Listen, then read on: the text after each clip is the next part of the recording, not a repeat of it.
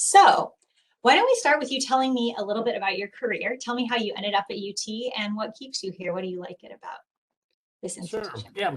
So I've been here for 21 years now, since 1999, and obviously love it because I've stayed here for 21 years and plan to stay for my entire career.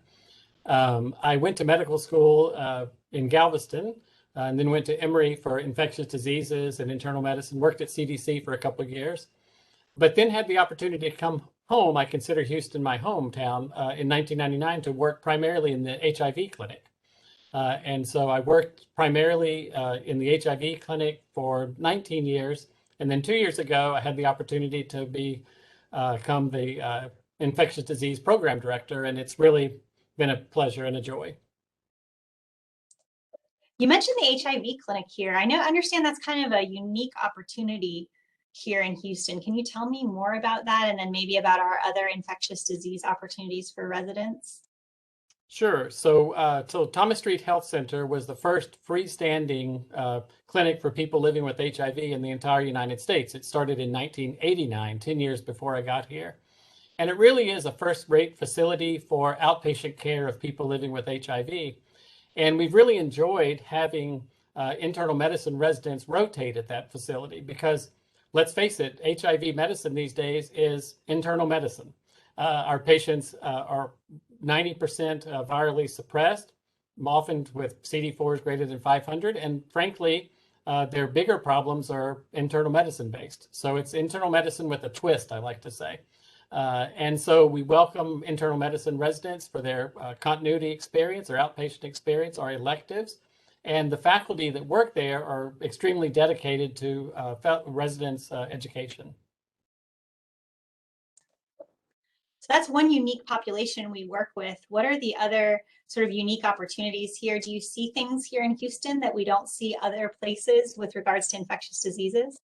Yes, and that's one of our biggest strong points of our whole program here in infectious diseases because we are in a city that's at a crossroads in the South. So we obviously see a lot of patients who are living with HIV at all stages of their disease. But we also see a lot of tropical diseases. We see patients with malaria. We see patients with Chagas disease, with strongyloidiasis that are not present in other populations. And then, of course, we have a very mobile population. And so we see a lot of patients with diseases of travelers and that you might expect not to see in a city like Houston. But we also see a wide variety of patients who are immunocompromised. And so we see everything from your bread and butter community-acquired pneumonia to infectious complications of uncontrolled diabetes to transplant ID, all within a single rotation. And so the variety of the patients that we see is quite unique and outstanding. What do you like about the internal medicine residents at our program? So what I like is the diverse perspectives that they bring. It's always something new to learn from our internal medicine residents. They have a wide variety of experiences, life experiences, and experiences in medicine. And so what I really like is that we learn from each other. I can teach them about antibiotics and HIV and tuberculosis and things like that. But oftentimes they teach me back and sometimes more about internal medicine, particularly at Thomas Street Health Center, but internal medicine and just about varying life experiences. And now let's switch gears and talk a little bit about the fellowship program. Can you tell me about the fellows you recruit, what you look for in fellows, and what you think are the strengths of the program?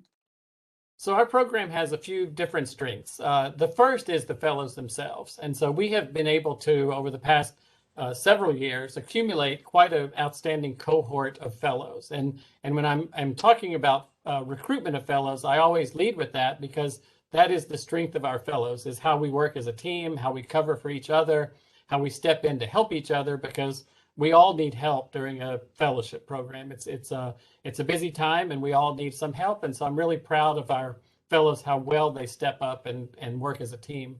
The other thing is diversity of our fellows. So our fellowship recruits worldwide, not only nationwide, but we often have fellows who come from overseas, and really add to the richness of our infectious disease experience. Because infectious disease is a worldwide specialty.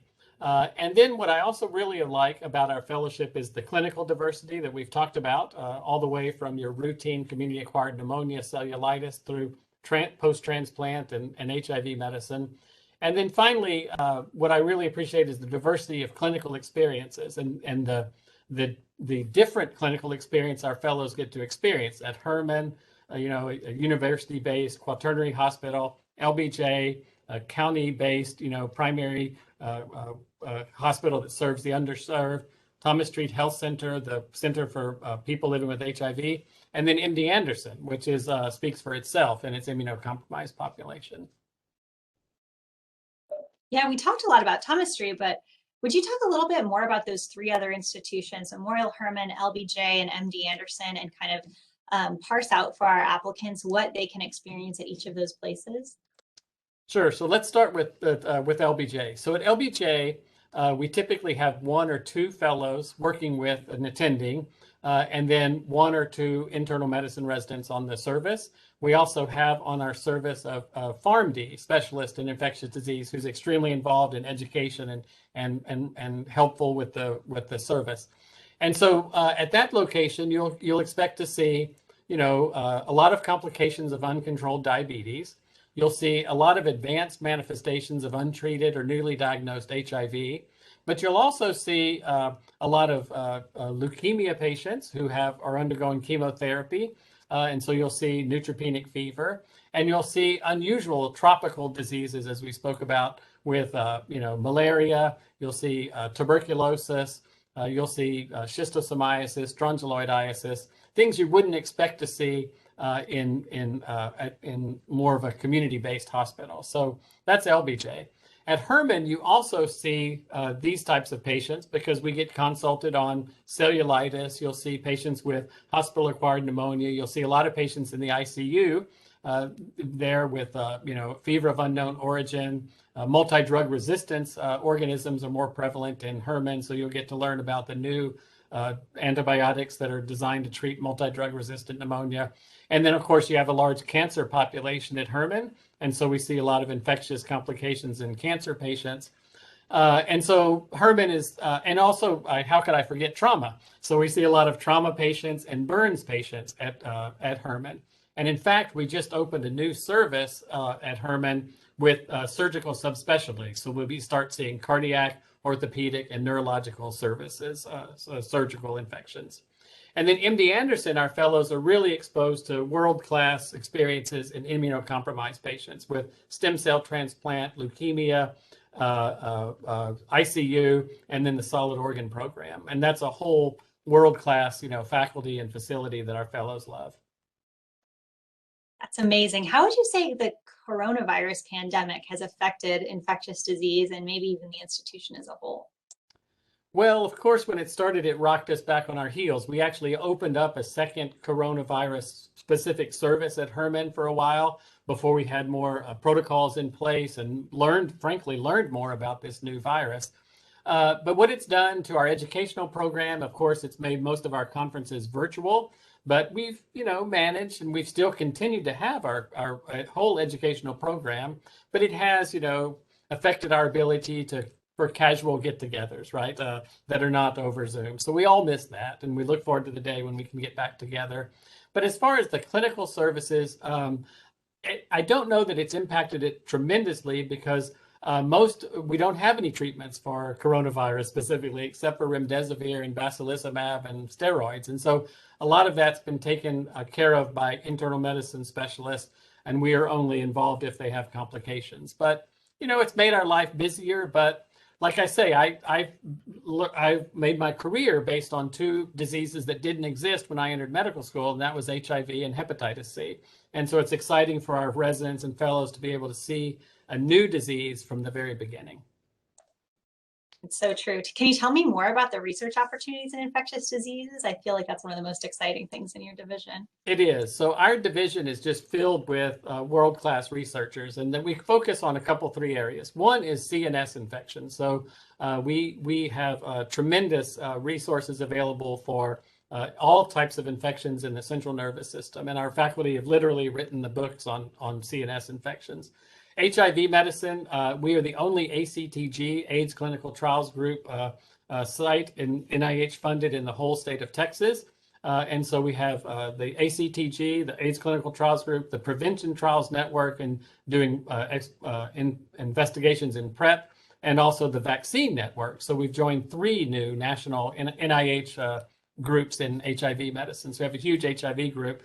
And then the other forte is fungal infection. So our division chief is a world-renowned mycologist. And so we have a lot of research in fungal infections and infection control. And then, of course, multi-drug resistance is a strong point of our faculty.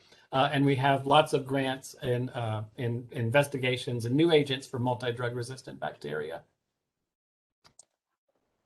All right, one more question or two more questions. So what do you like to do outside of the hospital? Do you have any hobbies or things you like to do around Houston that you think applicants might be interested in? Sure. So I've been here 21 years and I've raised three children here. And most of all of my activities outside of medicine revolve around them. So I know where every park is for a little kid. I know where the swimming pools are for younger kids. And now I know where, all of the activities that junior high schools and high school students do. So it's been my whole experience in Houston has been about raising three kids. There's fabulous schools right around the medical center. We send all our kids to public schools and they've had a wonderful experience. And so that's what I like to do outside of medicine. Now that the kids are older, I've started traveling a little bit more with my wife, which has put a crimp on us from COVID, of course. But my wife and I are sort of rediscovering what we like to do before we had kids, now that they're a little older. I'm looking forward to that phase of my life. Yes. So what did I forget? Anything else that you wanted to mention or you think applicants would be interested to know?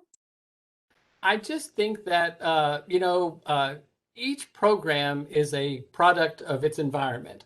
And we are very fortunate in Houston to have a wealth of infectious disease complications. Now, whether that's good for the city of Houston, I'm not sure, but it certainly is good for medical training. And like I say, we sit at a crossroads of the tropical medicine, HIV medicine, immunocompromised patients. It's an unbelievable atmosphere to learn and contribute to infectious diseases, clinical care, and research.